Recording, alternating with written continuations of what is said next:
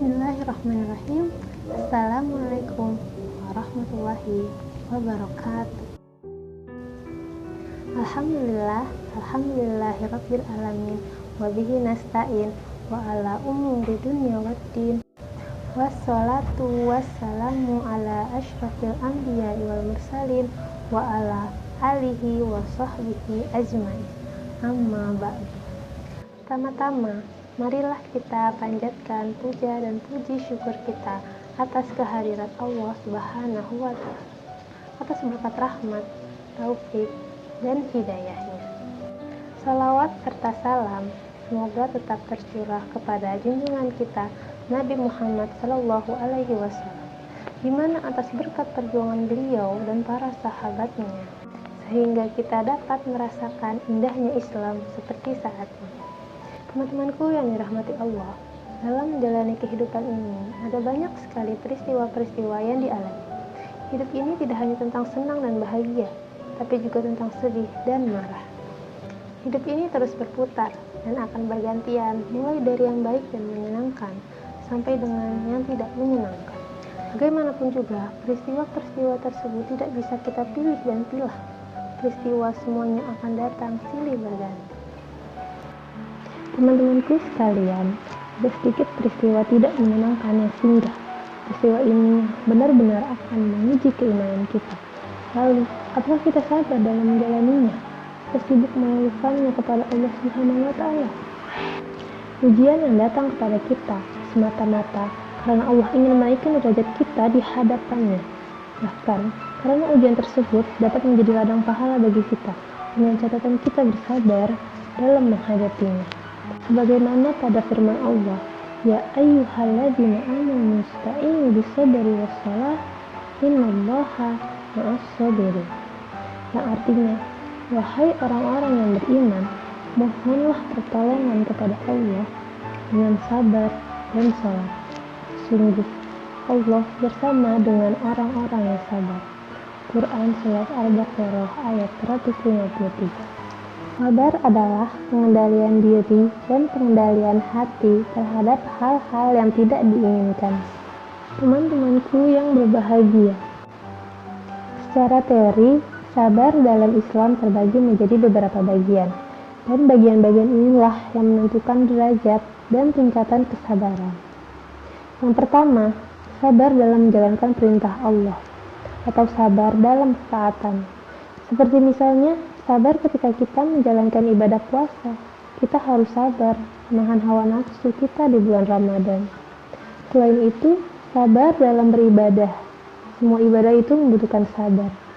Sabar saat sholat, bagaimana kita tidak terburu-buru saat sholat. Atau sabar ketika kita menggunakan hijab yang gerah dan panas atau yang lainnya. Kita harus sabar dalam menjalankannya, karena menjalankan ketaatan itu butuh kesabaran. Yang kedua, sabar dalam menjauhi larangan Allah, atau sabar dalam menjauhi dosa. Seperti menjauhi gibah atau ngomongin orang, menahan diri untuk tidak berbohong. Jadi, diperlukan kesabaran dalam meninggalkan kemaksiatan. Teman-temanku sekalian, tingkatan kesabaran ini itu lebih tinggi dari tingkatan yang sebelumnya. Kenapa? Sebab menjalani ketaatan semua orang muslim bisa, tapi meninggalkan kemaksiatan hanya orang-orang tertentu yang bisa menjalaninya. Yang ketiga, sabar dalam menghadapi musibah, atau sabar ketika terjadi hal-hal yang tidak menyenangkan. Saat kita diuji, di saat sesuatu terjadi di luar kendali, di saat sesuatu terjadi tidak seperti yang kita harapkan, maka kita harus bersabar. Semua orang itu punya ujiannya masing-masing, dan pasti setiap orang itu akan diuji. Karena sesungguhnya ujian itu diberikan oleh Allah semata-mata karena Allah ingin menaikkan derajat kita. Tapi dengan catatan, dalam surat Al-Baqarah ayat 156, alladzina idza asabatkum musibah qalu inna lillahi wa inna ilaihi raji'un. Sesungguhnya kami milik Allah dan kepadanya kami kembali. Semoga kita semua masuk pada orang-orang yang bersabar.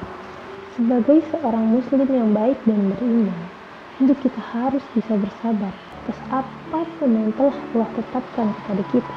Hal ini karena setiap ujian yang datang adalah kiriman darinya.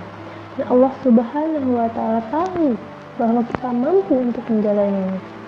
Fa inna ma'al usri yusra, inna ma'al usri yusra. Maka sesungguhnya bersama kesulitan ada kemudahan. Sungguh bersama kesulitan itu ada kemudahan. Allah tidak akan memberikan kesulitan kepada kita jika di sampingnya tidak ada kemudahan. Semua akan baik-baik saja jika kita sabar dan ikhlas menerima cobaan yang diberikan. Karena sesungguhnya innallaha ma'as sabirin. Allah bersama dengan orang-orang yang sabar. Semuanya tentang bagaimana kita bersabar dalam menghadapi ujian. Ketika kita mendapatkan hal yang menyenangkan, kita bersyukur. Dan ketika kita mendapatkan hal yang tidak menyenangkan, maka kita bersabar. Allahu a'lam bishawab. Akhir kata, saya tutup dengan salah satu pepatah Arab favorit saya. Man sabara zafira. Siapa yang bersabar, maka dia akan beruntung. Semoga Allah menjadikan kita hambanya yang selalu bersabar, agar kita dapat menjadi orang-orang yang dicintainya. Sekian dari saya. Segala yang benar itu datangnya dari Allah, dan kekurangan itu datangnya dari diri saya sendiri. Kurang lebihnya mohon maaf.